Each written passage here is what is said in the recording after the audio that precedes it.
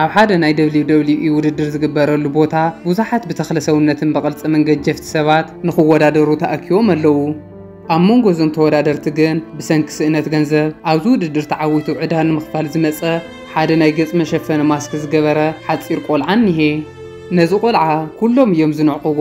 ጨወታ ምስ ተጀመረ ግን ንዕቑ ስያየጥንስ ዝበሃል ዘረባ ብተግባር ንኸሪኦም ቆሪፁ ይብገስ። ፍትዋት ኣሕዋት ንሎሚ ከዓ ዘሜን ኢቨንት ዘርእስታ ኣብ 2020 ዝተሰርሐት ጥዕምቲ ፊልም ሒዘልኩም መፅእ ኣለኹ። ነዛ ፊልም ላይክ እንዳበልና ንጀምራ። ፊልምና ክትጅምር ከላ ሊዮ ዝተባሃለ ወዲ 11 ዓመት ቆልዓ ንላለ። ሊዮ ምስ ስቲፍ ዝተባሃለ ብኡን ዴኒስ ዝተባሃለት ዓባይን እዩ ዝነብር። ኣዲኡ ዋላ እኳ ብሂወት ተሃለወት ንሱ ግን ርኢዋ ይፈልጥን። ሊዮ ናይ WWE ውድድር ምርኣይ ኣዝዩ ዝፈቱ ክኸውን ከሎ ሎም መዓንቲ ድማ ብሕልሙ ኣብ ናይ WWE ውድድር ምስ ሓደ ገጅፍ ወዲ ዳገጠመ። ንሱ ስዒሩ ከቕጥሮ ክብል ናብ ቤት ትምህርቲ ዝኸደሉ ሰዓት ስለ ዝኣኸለ ዓባይ መፅያ ትንቕንቆ። ሽዑ ሊዮ ቁርሱ ቆሪሱ ናብ ቤት ትምህርቲ ይኸይድ እሞ ስቲፍን ዴነስን ክዕልሉ ከለዉ እዞም ስድራ ኣብ ሓያል ስእነት ገንዘብ ስለ ዘለዉ ስቲፍ ካብ ኣውቲስታ ብተወሳኺ ካሊእ ስራሕ ክሰርሕ ከም ዝደሊ ይዛረብ። በቲ ሓደ ድማ ሊዮ ሪዝን ካሌብን ምስ ዝተዋሃሉ መሓዙቱ ኮይኑ ናብ ቤት ትምህርቲ እንዳኸዱ ከለዉ ኩሉ ዕላሎም ብዛዕባ ናይ WWE ውድድር ምዃኑ ንሰምዕ።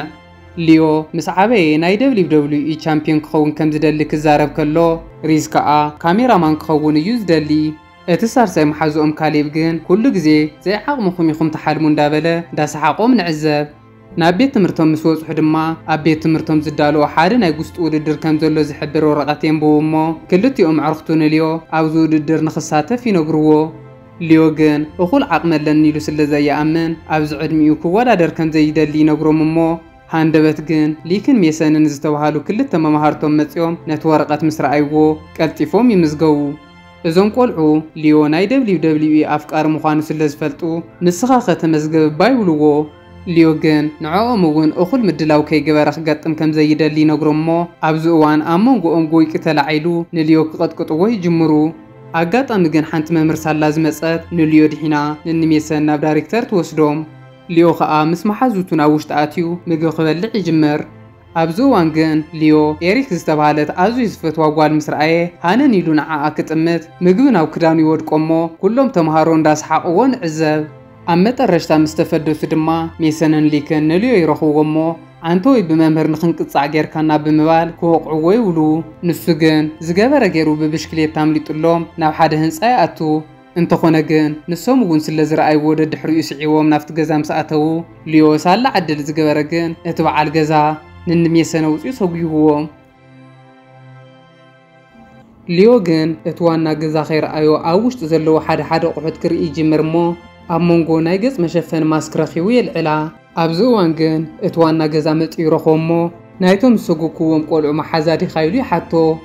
ሊዮ ግን ናቶም መሓዛ ከም ዘይኮነን ንሶም ግን ንኽወቕዕዎ ይደልይዎ ከም ዝነበሩን ምስ ነገሮ ኣብ መወዳእታ ሓዚንዎ እታ ናይ ገጽ መሸፈኒት ማስክ እውን ሂቡ ይሰዶ። ብድሕሪኡ ናይ ፊልምና ትርኢት ተቐይሩ ሊዮ ናብ ገዙ ምስ ከደ ምስ እናሓግኡ ብምዃን ናይ WWE ፀወታ እንዳረኣዩ ንዕዘብ። ሊዮ ነዚ ፀወታ ክርኢ ከሎ ታይ ነይርዎ ኣነ እውን ከምዚኦም ገጅፍተ ዝኸውን ምስዚኦም ክፃወት ነይረ እንዳበለ ይዛረብ። እዚ ሰምዐት እናሓግኡ ግን ኩሉ ነገር ሜላ ከም ዘድልዮን ገጅፍ ምዃን ጥራይ እኹል ከም ዘይኮነን ትመኽሮ። ኣብ ማእኸል እዚ ፀወታ ድማ እቶም ናይ ሓቀኛ ናይ WWE ውድድር ዘሜዝ እንዳተባሃለ ዝፍለጥ ተወዳዳሪ ኣድቨርታይዝ ንኸስምዕ ይመጽእ እሞ ሓድሽ ውድድር ከዳልው ከም ዝሓሰቡን ኣብቲ ውድድር ዝተዓወተ ድማ $50,000 ተሸሊሙ ብተወሳኺ እውን ኣብ WWE ተወዳዳሪ ክኸውን ምዃኑ ይሕብር። እዚ ዝሰምዑ ሊዮን ዴኒስን ድማ ኣዝዮም ይሕጎሱ። ድሕሪ ንእሽተይ ፃንሒት ከዓ ኣቦኡ ስቲፍ ናብ ገዛ ይመጽእ እሞ ሊዮ ብዛዕባ ንኡ ክሓቶ ይጅምር። ኣቦኡ ግን ብዛዕባ እዚ ክዛረብ ስለ ዘይደሊ ሓሊፍዎ ናብ ውሽጢ ኣቱ። እዚ ዝረኣየት ዴኒስ ከዓ ኣዝያ ሓሪቓ ናብ ስቲፍ ትኸይድ እሞ ሊዮ እኮ ቆልዓዩ ብዛዕባ ንኡ ናይ ምፍላጥ መሰል ኣለዎ ንምንታይ ኢኻ ክተርድኦ ዘይትፍትን ክትብሎ ከላ ስቲፍ ከዓ ብሕርቃን ንኻሊእ ወዲ ኣፍቂራ ሓዲጋ ትካኸይዳ ኢለ ድየ ዝነግሮ ይብላ። ብዝሕዝን መልክዑ ግን ዴነስን ስቲፍን ከምዚ ኢሎም እንዳተዘራረቡ ከለዉ ንሶም እዮም ዘይርእይዎ ዘለዉ እምበር ሊዮ ተሓቢኡ ኩሉ ነገር ይሰምዖም እዩ ዘሎ። ዴኒስን ስቲፍን ቀፂሎም ድማ ብዛዕባ ተጓኒፍዎም ዘሎ ስእነት ገንዘብ ክዕልሉ ይጅምሩ እሞ ስቲፍ $20,000 ካብ ባንኪ ከም ዝተለቅሐን እዚ ኣብ ቀረባ እዋን ዘይከፍሎ ተኮይኑ ድማ ባንኪ ንገዝኦም ክወርሶ ምዃኑ ይዛረብ። እቲ ተሓዊኡ ዘረኦም ሰምዕ ዘሎ ልዮ ድማ እዙይ ምስ ሰምዐ ኣዝዩ እንዳሓዘነ ናብ ክፍሉ ይኸይድ እሞ ነታ ኻፍቲ ገዛ ዘምፃ ማስክ ብምግባር ገጹ ኣብ መስትያት ክርኢ ይጅምር። ልዮ ነዛ ማስክ ምስ ገበረ ድምፁ ተቐይሩ ብውሽጡ እውን ሓደ ፍሉይ ሓይሊ ክስምዖ ይጅምር። ሽዑ ልዮ እቲ ብውሽጡ ዝስምዖ ዘሎ ፍሉይ ስምዒት ሓቀኛ ስምዒት ምዃኑ ንመረግጋጽ ዓበይቲ ነገራት ክሽከም ክፍትን ከሎ ኣብ ቅድሚኡ ዝረኸቦም ነገራት ክስፍስፍ ይጅምር። በዚ ድማ ኣዝዩ ተገሪሙ ብዛዕባ እዛ ማስክ ኣብ ኢንተርኔት ኣትዩ ሰርች ክገብር ይጅምር እሞ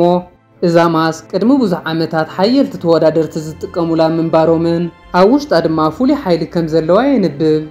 ንጽባሓይቱ ድማ ልዮ ናብ ቤት ትምህርቲ ክኸይድ ከሎ ንሪዝን ንካሌብን ንንሜሰንት ንኽወቕዕዎም እንዳፈራርሕዎም ይረኽቦም እሞ ንሱ ድማ እታ ማስክ ናብ ገጹ ብምግባር ዘለዎ ፍሉይ ሓይሊ ተጠቒሙ ንንሜሰን ናብ ላዕሊ እንጠልጥሎም። ልዮ ንንሜሰን ምስ ኣፈራርሖም ድማ ካብቲ ከባቢ ይስወር እሞ እዙይ ዝረኣዩ መምሃርቶም ድማ ሓደ ማስክ ዝገበረ ወዲ እዩ የሳቂዮም ነይሩ ብምባል እንዳሰሓቕዎም ንዕዘብ። ኣብ መወዳእታ ልዮ ኣብቲ ዘሜት ዘፋልጦ ዝነበረ ውድድር ንኽሳተፍ ይውስን እሞ እታ ማስክ ገይሩ ናፍቲ ቦታ ክኸይድ ከሎ እቶም ዝምዝግቡ ዝነበሩ ሰባት ድማ ንስኻ እኮ ቆልዓኻ ክትምዝገበይ ትኽእልን ይብልዎ። እንተኾነ ግን ድምፁ ክሰምዕዎ ከለዉ ናይ ዓብዪ ስለ ዝመስል ንኽምዝግብዎ ወሲኖም ሽምካ መን ትበሃል ክብልዎ ከለዉ ንሱ ድማ ኩሉ ሰብ ንኸይፈልጦ እታ ሓያል ቆልዓ በልኒ ይብላ። ብድሕሪኡ እቶም ተወዳደርቲ ናብ ውሽጢ ኣትዮም ነንባዕሎም ክፋለጡ ከለዉ ኩሎም ተወዳደርቲ ገጀፍቲ ኮይኖም ልዮ ግን ንእሽተይ ብምዃኑ ብትርኢቱ ኣዝዮም ይንዕቕዎ። ካብ መንጎ እዞም ተወዳደርቲ ግን ስሙዝ ኦፕሬተር ዝተባሃለ ካብ ኩሎም ተፈልዩ መፅኡ ሰላም ኢሉ ይላለዮ። ብድሕሪኡ ልዮ ኣብዚ ቦታ ክሳብ ምሸት ጸኒሑ ኣብ መወዳእታ ናብ ገዝኡ ክኸይድ ከሎ ጸልሚቱ ስለ ዝነበረ ብፍንሽ ትራ ዘሊሉ ይኣቱ እሞ እንተኾነ ግን እናሓጉኡ ትጽበዮ ስለ ዝነበረት ኣብ ውሽጢ ጸኒሓ ኣበይ ምሲኻ ኢላ ተሓቶ። ኣብዚ እዋን ልዮ ካሊእ መማረፂ ስለ ዘይነበሮ ንናሓጉኡ እቲ ኩሉ ሓቂ ነግራ እሞ ወሲኹ ድማ ኣብዚ ውድድር ተተዓዊቱ ዝረኽቦ ገንዘብ ናይ ኣቦኡ ዕዳ መኽፈሊ ክጥቀመሉ ከም ዝደሊ ነግራ። ዴኒስ ድማ ንስኻ ኮ ንእሽተይ ቆልዓኻ ክሳብ ክንድዚ ክትሻቐል የብልካን ነቲ ዕዳ ድማ ኣቦኻ ዝገበረ ገይሩ ክኸፍሎ እዩ ትብሎ እሞ ልዮ ግን ካብታ ማስክ ዝረኽቦ ሓይሊ ብምንጋር ኣብ መወዳእታ ንዴኒስ ይእምና። ንጽባሓይቱ ድማ ልዮ ንኤሪካ ኣብ ላይብረሪ ኸይዱ ይረኽባ እሞ ከይሓፈረ ንኸዛረባ እታ ማስክ ናብ ገጹ ይገብራ። ልዮ ኤሪካ ንኸይትፈልጦ ድማ ብመደርደሪ መጽሓፍ ተሸፊኑ ደስ በሃሊ ዕላል እንዳዕለለ ከም ትፈትዎ ይገብራ እሞ ኣብ መወዳእታ ማስክ ሓዊኡ ደስ በሃሊ እዋን ክሕልፉ ይጅምሩ። ብድሕሪኡ ናይ ፊልምና ትርኢት ናፍቲ ውድድር ዝግበረሉ ቦታ ክትወስደና ኸላ ልዮ ምስ ሓደ ረጒድ ወዲ ንኽገጥም ይወጽሖ እሞ እዙይ ዝረኣዩ ቲፎዞ ከመይሉ እዩ ዝደቂቕ ቆልዓ ምስ ረጒድ ክገጥም እንዳበሉ ብንዕቐት ክዛረቡ ይጅምሩ። እቲ ውድድር ምስ ተጀመረ ግን ልዮ ዘለዎ ሓይሊ ተጠቒሙ ንዝወዲ ብቐሊሉ ይስዕሮ እሞ ኩሎም ቲፎዞ ኣዝዮም ተገሪሞም የጣቕዕሉ።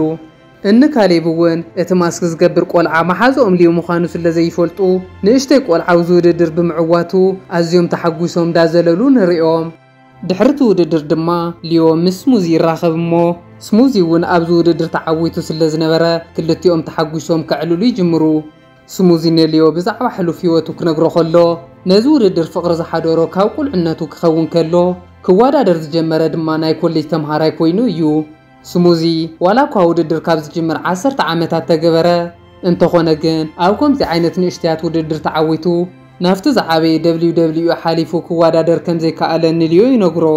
ብተወሳኺ ድማ ስሙዚ ኣብዚ ውድድር ተስፋ ከም ዘይቆርፅን ካብ ዕለታት ሓደ መዓልቲ ተዓዊቱሉ ኣብ WWE ተወዳዳራይ ክኸውን ከም ዝኾነን ይነግሮ እሞ ብናይ ስሙዚ ተስፋ ዘይምቑራፅን ነብሰ ተኣማንነትን ኣዝዩ ይግረም። ንጽባሓይቱ ልዮ ናብ ቤት ትምህርቲ ክኸይድ ከሎ ስቲፈርኪው ንኸዛርቦ ይፍትን እሞ ልዮ ግን ሕጂ እውን ብዛዕባ ድኡ ክፈልጥ ከም ዝደሊ ይነግሮ። እቲ ብዛዕባ እታ ሓዲጋቱ ዝኸደት በዓልቲ ቤቱ ክዛረብ ዘይደሊ ስቲፍ ግን ሕጂ እውን ብንዕቐት ጥርቅም ይብል እሞ ዴኒስ ከዓ ኣድዩ ብዝበደለትካ ነዚ ቆልዓይ ትጉዳእዮ ትብሎ። በቲ ሓደ ከዓ ልዮ ማስክ ተጠቒሙ ንኤሪካ እሚንዋ ስለ ዝነበረ ኤሪካ ምስ ልዮን ምስ መሓዙቱን ከፍ ትብል እሞ ደርፍን ዳንስን ከም ትፈቱ ትነግሮም። ልዮ ከዓ ኣዝያ ምልክዕቲ ስለ ዝኾነት ብፍላይ ኣብ ዳንስ ክዕወተላ ስለ ዝኽእል ንኽትወዳደር ክመኽራ ከሎ ንሳ ግን ኣዝያ ሓፋር ስለ ዝኾነት በይና ክትወዳደር ከም ዘይትኽእል ትሕብረሎም። እዚ ዝሰምዐ ልዮ ድማ ብሓደ ኮይኖም ተለማሚዶም ክወዳደሩ ከም ዝኽእሉ እንዳነገራ ከሎ ኣጋጣሚ ሓደ ሌባ ሽጉጥ ሒዙ ናፍቲ ዘለውዎ ካፌ ብምምጻእ ነቲ ሒሳብ ተቐባሊ ገንዘብ ሃበኒ እንዳበለ ከፈራርሖ ይጅምር። أبزوان ليو إتا ماسكا بورسو أوتي بمقبار نافت ليبا يقرب مو نزل ليبا كقطقط أي جمر إن الريسك آزيو مسرعيو إتفتو وددر زوادا در قول عون محازو ليو مخانو فليتوم آزيوم يقرم مو ليو غاا بزعبا زانا إذا ماسك نجر كل نجر ينقروم بز نجر دما كلهم تحقوسهم إريكا حيزاتهم نابجز أتخير مو أو خيدهم دما ليون إريكان موزيك أخفيتهم بحار دانس ندات لمامدون الرئوم نصب حيث دما ليو نافتو وددر زقبارو لبوتا يخير مو أبنايلو معنتو وددرو مسمح حازو اسموزين خقات ميدالو فرانكي استوهال ناي سموز علام دما ليو زكايدوم صوتاتات رئيس اللزنبرة سموزين خيس عارف الرحمو بتليو زاات والبوتا شتت مبل نجر كابيو نخوة دقي غورو ليو جن إذ نجر ولا حاجة كيمسلو زليلو ناوشت أتمو أفتو وددر دما زقبارة غيرو نسموز السعيرو يحلف فرانكي جن ليو نز نجر بخمي حالف ويلو أزيو تجري مخكاتاتو ليجمر مو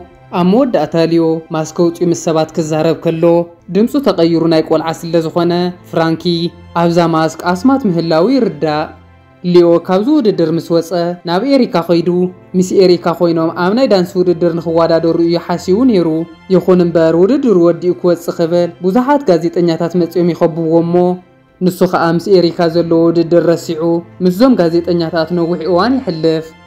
اتحفر إريكا دما بينا خوينا ختوادا درس اللزي دليت ليو كسابز متس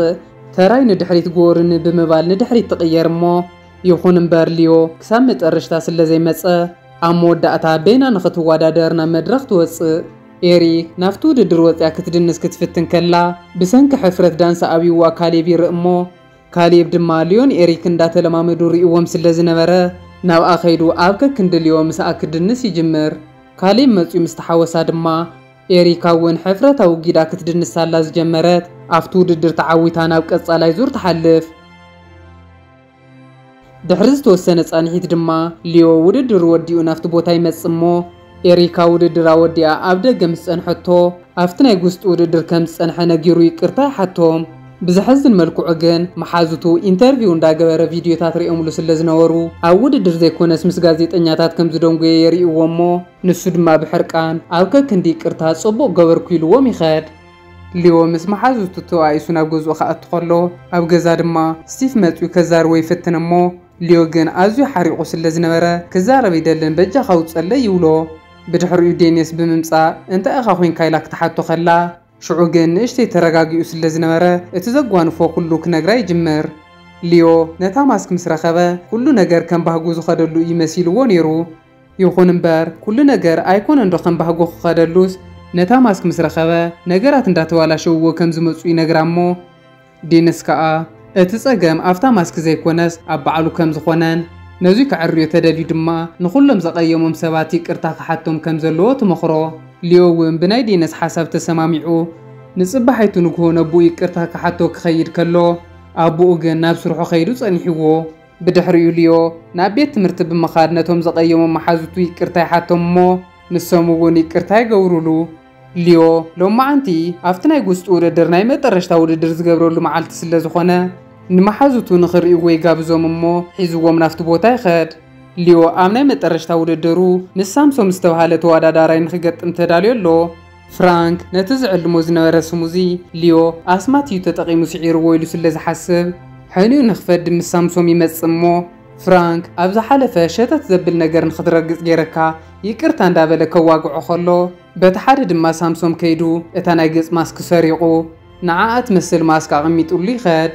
دحرز توسنه صانحيت كلتيوم توادادرتنا ميدا كاتو خلو انتاي كم استفطر زي يفلط ليو ارتفيشال ماسكو غيرونا وشتي اتمو ازود درناي مطرشتا سلازخونه كلتيوم توادادرتن دانيان مساتو كالي سب نخياتو اتزوادادرلو بوتا يعصو أبزني موداتا وددر دما نخلتيوم زتواوعو تيفوزاتيوم وددر يجمر مو ليو كم تقول لغزي زغبرو اندازلل نسامسونج كو خفتن كلو سامسونج جن ولا حدا كخونه يكالن حج ليو تا اسماتنيا ماسك سلازي غبره سامسونج قطقطو يجمر مو أموداتا دما كحرقو دليو كاب جبو تا ماسك بموصا اتا حقنيا حيل زلوا ماسك مسو كم زلا يريو ازي سمع ليو دما ازي سمبيدو نابزاتو خچنقو خلو سامسونج كا اتا ماسك نوعلو نخغبراي فتن انت خونه جن እዛ ማስክ ናብታ ሓቀኛ ክስዕር ዝግብኦ ሰብ ተኣቱ ብምዃና ናብ ሳምሶም ምእታው ተኣብዮ እሞ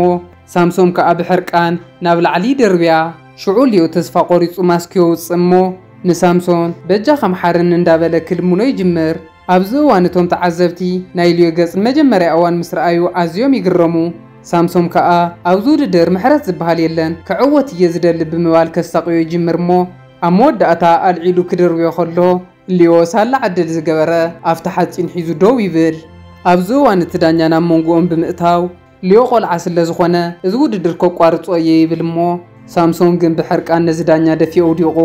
ነቲ ሓፂን እንዳነነወ ንሊዮ ከውድቆ ይፍትን በቲ ሓደ ድማ ስቲቭ ናብ ገዝኡ ኣትዩ ምግቢ እንዳበልዐ ቲቪ ይኸፍት እሞ ወዱ ሊዮ ምስ ሓደ ወዲ እንዳገጠመ ይርኢ ሽዑ ስቲቭ ኣዝዩ ተሻቒሉ እንዳጉየ ናብቲ ቦታ ይኸይድ እሞ ንሊዮ ንምንታይ ከምዚ ትገብር ኢሉ ይሓቶ ሊዮ ከዓ ከምዚ ዓይነት ውድድር ኣዝዩ ከም ዝፈቱን ብተወሳኺ ድማ ዘለዎም ዕዳ ክኸፍል ከም ዝደሊ ይነግሮ እሞ ሽዑ ስቲቭ ካሊእ መማረፂ ስለ ዘይብሉ ንወዱ ክሕግዞ ይጅምር ሽዑ ስቲቭ ሓደ ሓሳብ ይመፀሉ እሞ ኩሉ ሰብ ናይ ባዕሉ ጎደሎ ኣለዎ ከምቲ ትሪኦ ዘለኻ ሳምሶም ድማ ናብ ላዕሊ ክድይበ ይኽእልን ስለዚ ኣጆኻ ጠንኪርካ ሓዝ ነኒዩ ክደኽመልካ እዩ ይብሎ እዚ ዝሰምዐ ፍራንኪ ድማ ሳምሶም ፈራሕ እዩ ንኸይበሃል ሳምሶም ንላዕሊ ምድያበ ይፈርሕ እንዳበለ ይዛረብ እሞ ሳምሶም ከዓ ንዑ ንኸይሕፍሮ ክብል ብትብዓት ናብ ላዕሊ ክድይብ ይጅምር ንእሽተይ ምስ ደየበ ግን ሊዮ ሓያል ተኾይንካ እስከ ናብ መሬት ረአ ይብሎ እሞ ሳምሶም ድማ ኣብ ቅድሚ ዝህዝቢ ክዋረድ ስለ ዘይደለየ ንታሕቲ ክርኢ ክብል ናብ ላዕሊ ናይ ምድያብ ፎብያ ስለ ዝነበሮ ቀልቡ ስሒቱ ይወድቕ በቲ ሓደ ከዓ ሊዮ ዝገበረ ገይሩ ናፍታ ማስክ ዘለታ ቦታ ብምኻድ ይሕዛ እሞ ይኹን እምበር ንሱ ብኣስማታዊ ሓይሊ ዘይኮነስ ብሓቀኛ ሓይሉ ክዕወት ስለ ዝደሊ ነታ ማስክ ደርቢዩ ተገልቢጡ ናብ ሳምሶን ብምውዳቕ ይውዖ ኣብ መወዳእታ ድማ ሊዮ ንሳምሶም ስዒሩ ናይ ዝውድድር ተዓዋታ ይኸውን እሞ ናብ ኣቡኡ ብምኻድ ከየፍቆዶ ናብ ዝውድድር ስለ ዝኣተወ ይቅርታ ይሓቶ ኣቡኡ ግን በዚ ነገር ኣዝዩ ሕጉስ ስለ ዝነበረ ንስኻ ዝሰራሕካዮ ጌጋ ይብልካን ኣነ ግን ብዛዕባ ኣዴኻ ኩሉ ግዜ ክነግረካ እንዳተገብአኒ ክነግረካ ኣይከኣልኩን ኣዴኻ ካሊእ ወዲ ኣፍቂራ ሓዲጋትና እያ ኸይዳ ብምባል ኣብ ሂወቱ ንመጀመርያ እዋን ንወዱ ተሓቂ ይነግሮ ሊዮ ግን እዚ ሓቂ ብምስምዑ ዋላ ሓደ ከይመሰሎ ብታሕጓስ ምስ ኣቡኡ ተሓቋቒፎም ክድሰቱ ይጅምሩ ኣብ መወዳእታ ድማ ናይ ዝውድድር ሓላፊ ዘሜዝ ይመጽእ እሞ ኣብ መጀመርያ ብዝኣተውሎም ቃል መሰረት ንሊዮ $50,000 ይሽልምዎ ብዝሕዝን መልክዑ ግን ሊዮ ዋላ እኳ $50,000 ተተኸፈለ ቆልዓ ስለ ዝኾነ ግን ኣብ WWE ውድድር ክወዳደር ከም ዘይኽእል ይነግርዎ እሞ ንሱ እውን ዋላ ሓደ ከይመሰሎ ኣብ ከክንድኡ ግን ነቲ ዝፈትዎ መሓዝኡ ንስሙዚ ንከእትውዎ ሓሳቡ ይቐርብ ደስ ብዝብል መልክዑ ድማ ዘሜዝ እውን በዚ ሓሳብ ይሰማማዕ እሞ ስሙዚ ኣብ WWE ተወዳዳራይ ንምዃኑ ውዕል ክኣስር ከሎ ሊዮ ከዓ ናይ $50,000 ተዓዋቲ ብምዃኑ ምስ መሓዙቱን ፈተውቱን ሓጎስ የጽምብል ብድሕሪኡ ናይ ፊልምና ትርኢት ተቐይሩ ድሕሪ 2 ሰሙን ሊዮ ኣብ ቤት ትምህርቶም ኣብ ዝርከብ ናይ ቦክስ ውድድር ክወዳደር ይጅምር እሞ ብዝገርም መልክዑ ነታ ማስክ ደርቢዩ ብነፍሰ ተኣማንነት ንኽወዳደር ኣትዩ ንሪኦ ኣብ ናይ ፊልምና ናይ መጨረሽታ ትርኢት ድማ ኣቡኡ ስቲቭ ናይ ወዱ ድሌት ተረዲኡ ናብቲ ውድድር ዝግበረሉ ቦታ መፂኡ እንዳተባብዖ ርኢና ፊልምና ትውዳእ فتوات تخاتلت فيلمنا نايلوم عند فيلم كاميري أخما انت فاتي خما لايك شير سابسكرايب موال كي ترسعو